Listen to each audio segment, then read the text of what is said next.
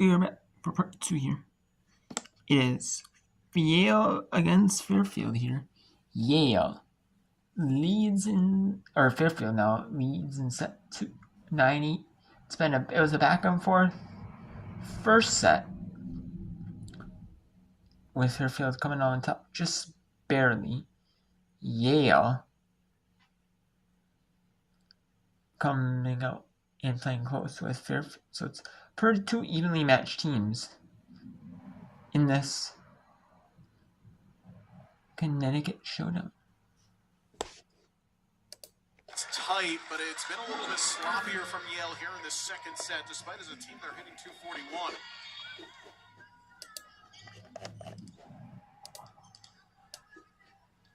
That was a long conversation as well as Gigi Barr took everybody in. In fact, the chair had to tell Yale to get back into their rotations, and then Barr goes and gets it down. I mean, that's the leadership capabilities, though, that Gigi has. This is a player who actually is playing in her 5th season for Yale, but started off her freshman year, then went down with an injury, and has had the opportunity to come back to play one more season, does so, and just that leadership ability that she brings to the table, I mean, you cannot replace that. As a player that everyone gravitates towards, when she talks, you take in the information. Almost an extension of Aaron Appleman and the coaching staff on the floor. I bring the towel out not once but twice. It's not great when the chair umpire towel has to come out in addition to the one that's on the floor. I can say this, both of these teams played down at Villanova's field house last weekend, and via the broadcast, very humid, tough just to kind of get yourself operating to, and then often enough you had stoppages almost every other point because just sweat everywhere. Here's lovely.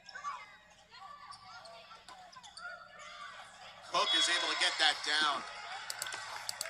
So they always say first impressions last, and for Caitlin had opportunities to play last year, but she kind of just in minimal chances, and often enough it was a situation where playing maybe some of the bottom half teams in the NAC, but an opportunity for her to show out a whole match as an ace. Arlen Weish clipping the tape, and it's down Fairfield up to a 3-point advantage. And with Aaron Appleman calling a timeout, we'll talk more about Caitlin when we return to the Stags. So there's a media timeout here at Fairfield in Fairfield, Connecticut. And Yale's out of New Haven, Connecticut. I believe they're Fairfield. It's out Fairfield, Connecticut.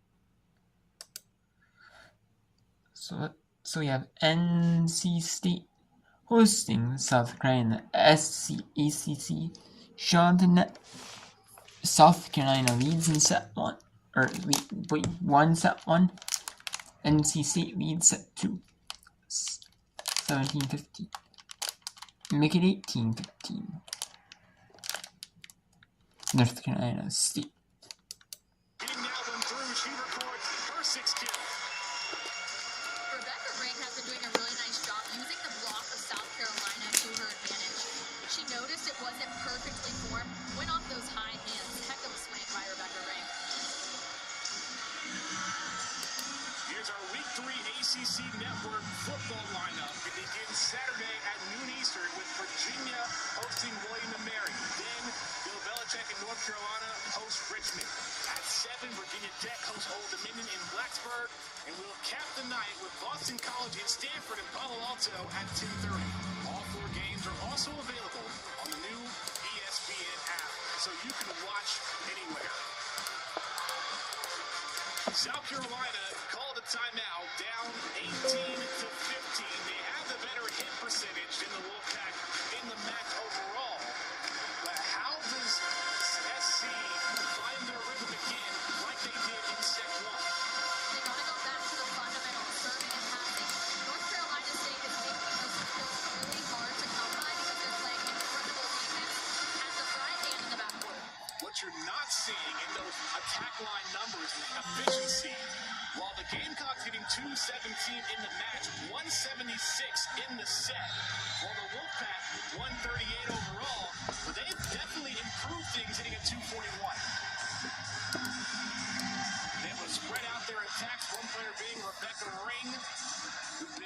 complimentary to Courtney Bryant. Also, you've seen the pack work off of errors made by the Gamecocks.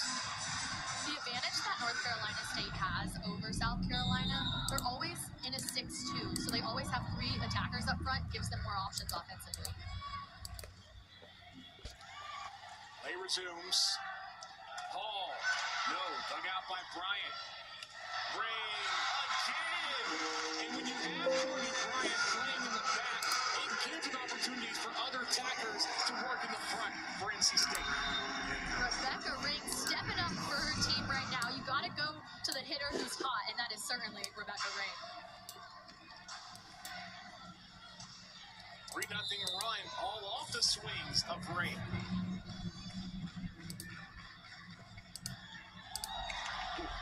All the way to the back, no reception, free ball from the Gamecocks. Mullen from the middle, nice call from Harris. Johnson, no, Mullen keeps it in play. Just an off-balance set, out of system set that is, for the Gamecocks. Right idea by Zuzia to go. Alright, so let's take a look at the scores here for women's volleyball here. Set 2. Second sets. In first sets, Rutgers leads Rutgers leads Riders 2 sets. 12 in the break. 25-10, 25-18. South Carolina upset on NCC. They're on 19-17 set 2.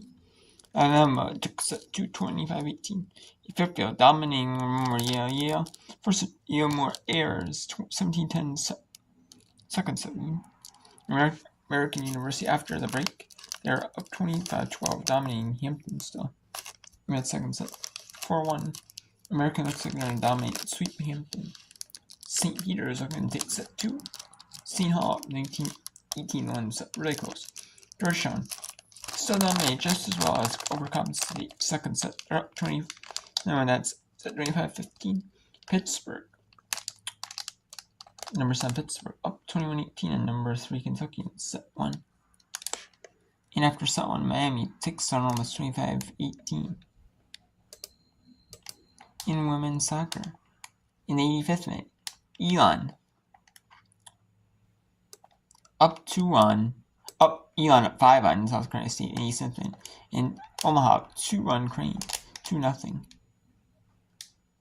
in that one. So let's go there. Georgetown and Accompany State is in the 5-minute break between sets. In team set 2 and 3, Omaha and Crane is at halftime. So let's go to Yale at Fairfield. Leads 18-10 in set 2.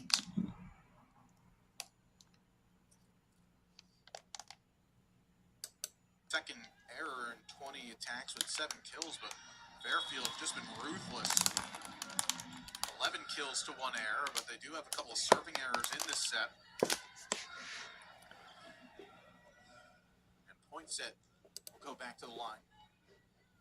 8 kills thus far for the first year. It's a good long way to get that. Bortolotti turns it into a swing, able to get it off the block. The tip by Abraham's a good one, able to offset Fairfield. Yale now starting to claw their way back into this second set. And Fairfield won the first one 28-26. See that Abraham got the one-on-one, able to outfox Walker. Bortolotti, good swing. Now Bortolotti, who has experience with the Italian women's junior national team. So one of the better club teams in the country as well. Now up to 4 kills. Salfiti checking in, first year from Westlake, Texas. Played a set in each of the first 2 matches this year. Comes in for Betsy Goodnow. Elliott, high hands, good work by Poinsett to keep it alive. Bell Patterson tips it over, but a better recovery by Sikut. Wu to Abraham, into the block. Reset. Patterson, yes!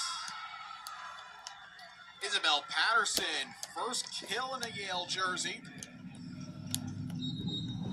Played in both matches on the weekend, but had a dozen digs against High Point.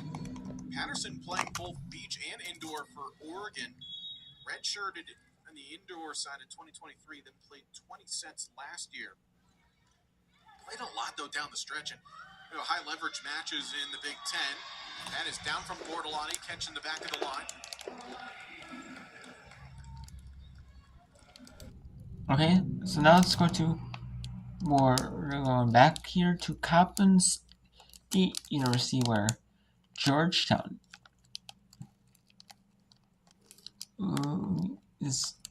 they're in set 3 right now.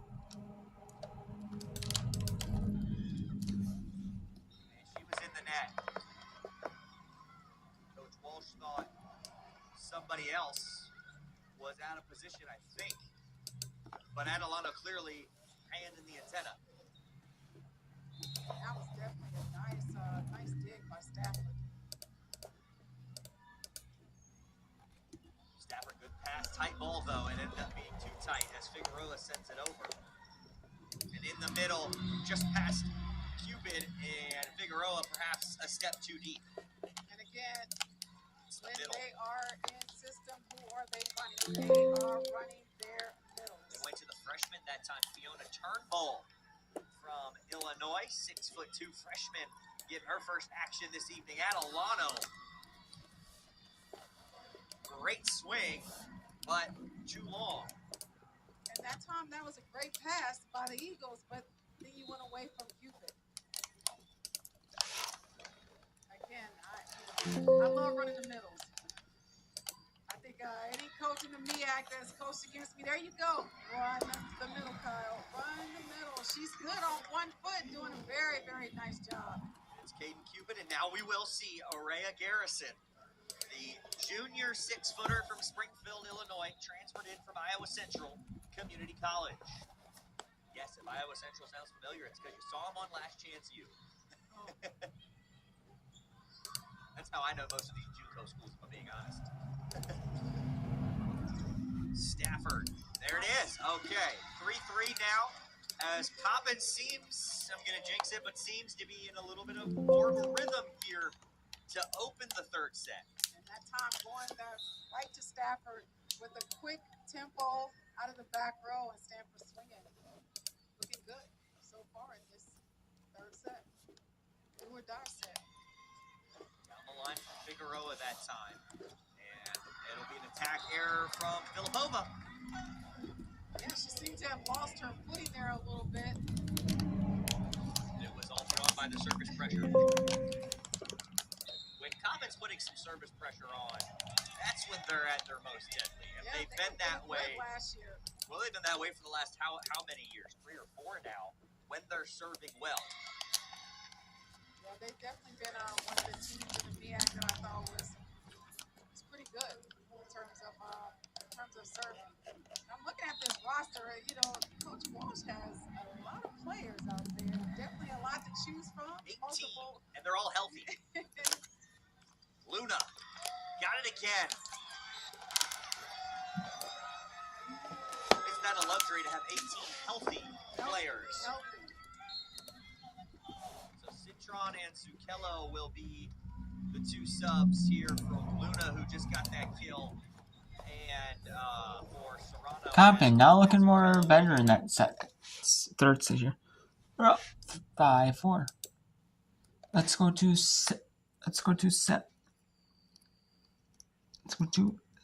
the second set here between South Carolina and North Carolina State. North Carolina State leads in set 2, 23-22 over. So North Carolina State leads 23-22 over South Carolina in the second set.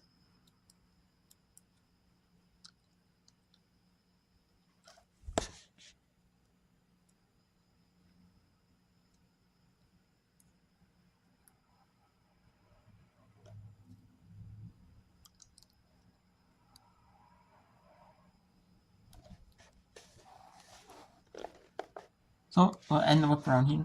And we'll actually continue the whip around with some more South Carolina and NC State in the next book.